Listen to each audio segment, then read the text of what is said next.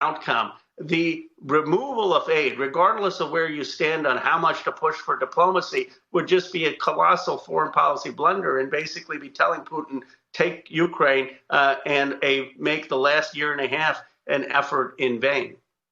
I also want to ask you about the California Senate race. On Tuesday, LaFonza Butler was sworn in to temporarily fill the seat of the late Dianne Feinstein, who will be buried Thursday. Butler was appointed to the Senate by California Governor Gavin Newsom, sworn in by Vice President Kamala Harris. Do you solemnly swear that you will support and defend the Constitution of the United States against all enemies, foreign and domestic? That you will bear true faith and allegiance to the same, that you take this obligation freely, without any mental reservation or purpose of evasion, and that you will well and faithfully discharge the duties of the office upon which you are about to enter. So help you God. I will. Congratulations. Congratulations.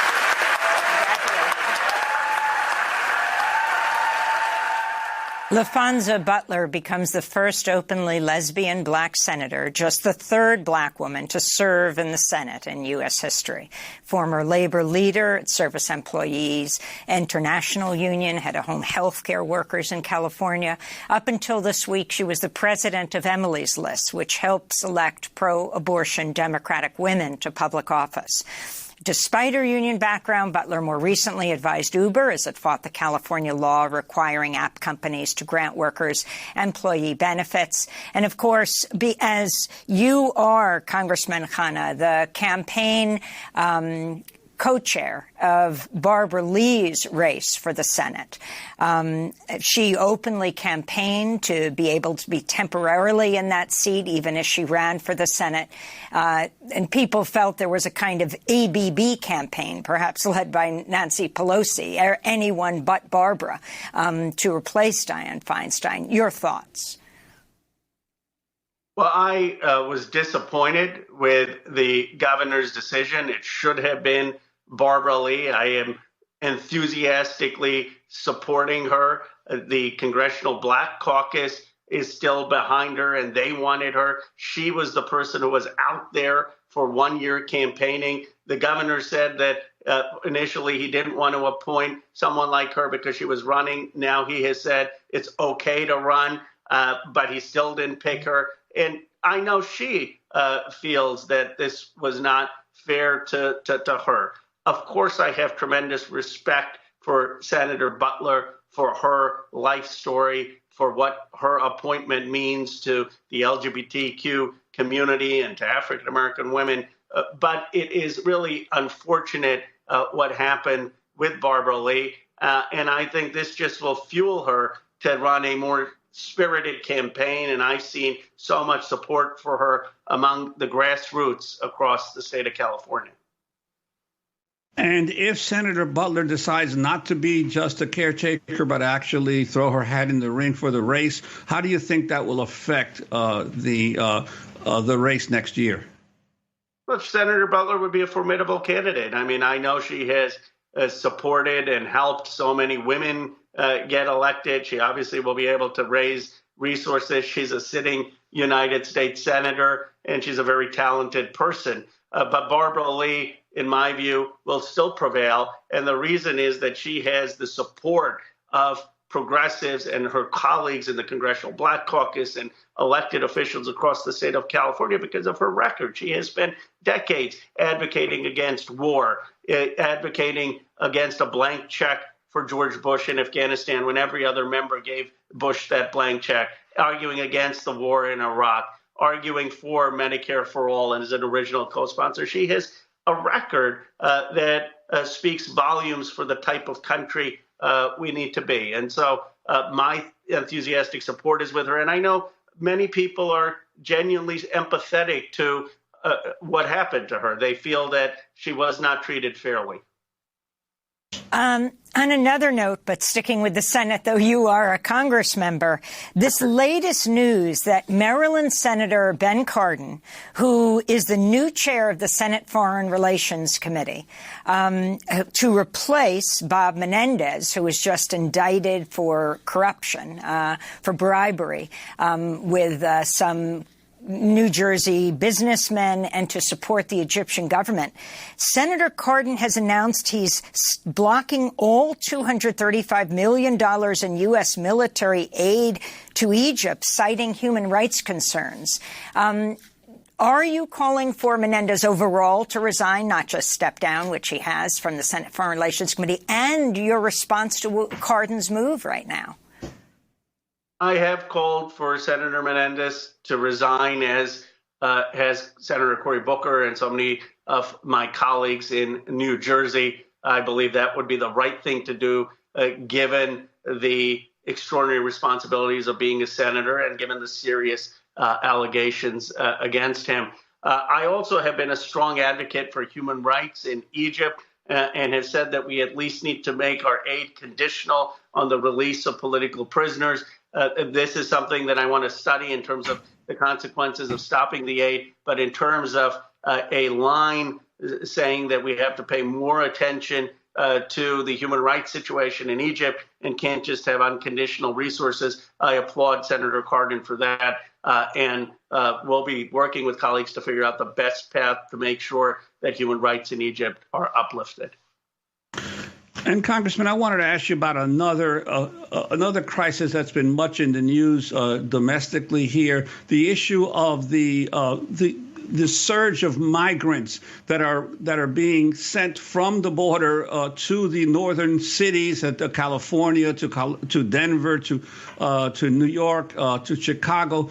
Governor Pritzker of Illinois sent a very critical letter this week to President Biden, saying the federal government hasn't done enough to help the cities deal with the humanitarian assistance needed for these migrants. I'm wondering your thoughts on what the Biden administration has been doing and what it could do. Well, it's a very sad situation. First of all, we have to understand the conditions of these migrants are coming.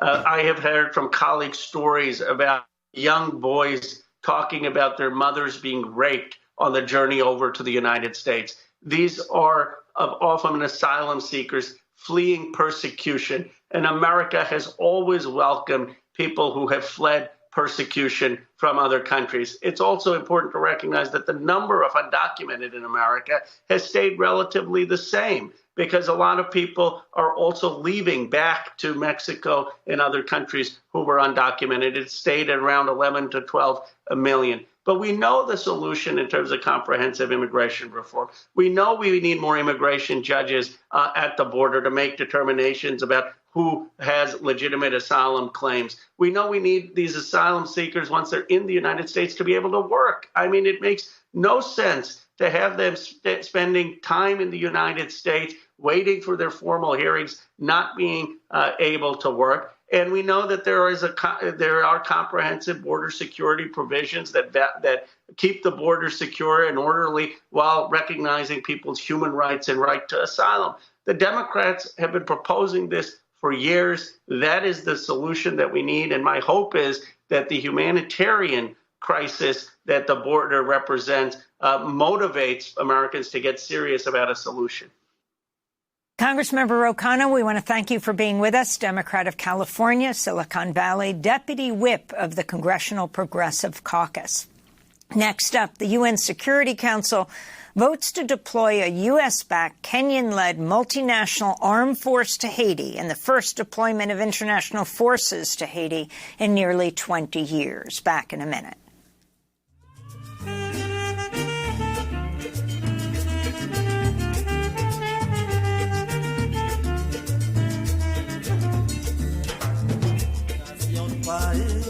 Es pastina del mundo, donde todo es amor y fraternidad. Haití, mi país, perla de las Antillas, paraíso de todo y cada uno.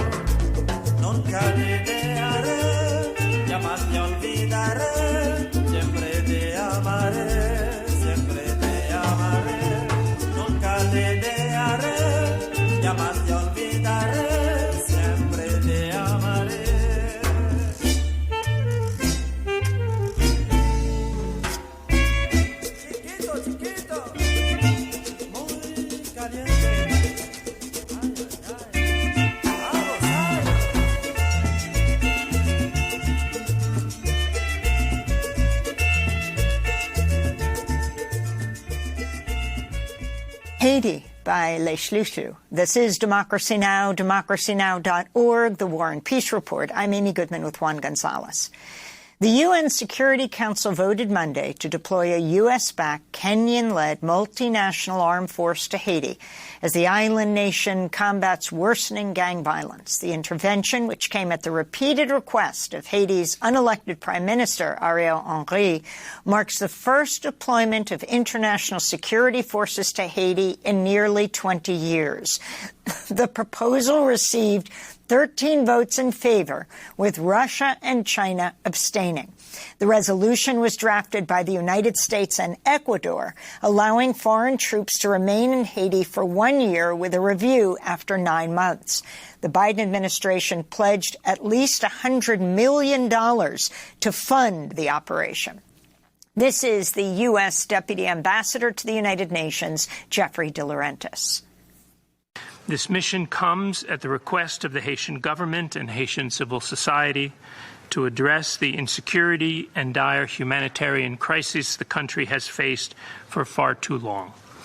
The deployment of this mission will help to support Haiti's critical near-term needs and to foster the security conditions necessary for the country to advance long-term stability. Kenya had previously offered to contribute 1,000 police officers. The Bahamas, Jamaica, and Antigua and Barbuda have also vowed to send forces. Many Haitians have opposed the move due to the disastrous history of UN, U.S., and foreign interventions in Haiti. Nearly 20 years ago, the U.S. led a coup to oust Haiti's democratically elected President Jean-Bertrand Aristide. More recently, a UN mission left behind an outbreak of cholera that killed some 10,000 people in Haiti. UN officials were also accused of widespread sexual violence, including the abuse of children. Amnesty International has voiced concerns about the intervention, and Kenyan-led armed forces recently citing Kenya's continued unlawful use of force against protesters. Meanwhile, peace activists have denounced the move as a U.S.-led invasion. In 2021, the U.S. Special Envoy to Haiti resigned to protest the Biden administration's policies in Haiti. In his resignation letter, the longtime diplomat Daniel Foote wrote, "What our Haitian friends really want and need is the opportunity to chart their own course without international puppeteering and favored candidates, but with genuine support for that course." We're joined now by two guests. Monique Kleska is Haitian pro-democracy advocate, usually based in Port-au-Prince. She's joining us from Miami. She worked for many years with the UN, including at UNICEF in Haiti for 15 years. And in Irvine, California, we're joined by Mamira Prosper. She's an assistant professor of global and international studies at the University of California, Irvine. She's also the international coordinator for community movement builders and the co-host of the podcast Haiti, Our Revolution Continues. Mamira Prosper, let's begin with you. Can you respond to the UN Security Council voting to send an armed intervention force to Haiti? Yes, thank you, Amy. As you said in your introduction, this is not the first time that the Security Council has voted to send what Haitians are calling, right, an occupation force into Haiti, a multinational one at that.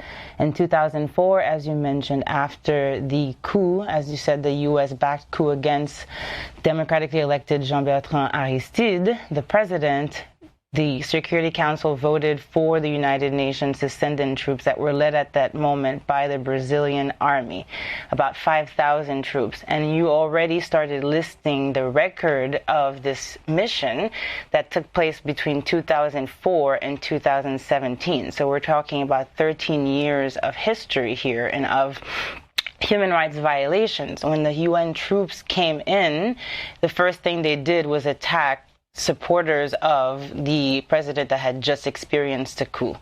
They followed up over the 13 years with several lynchings of different people in the population throughout the country.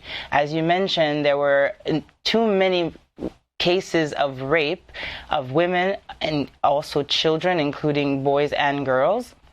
And there are still feminist groups in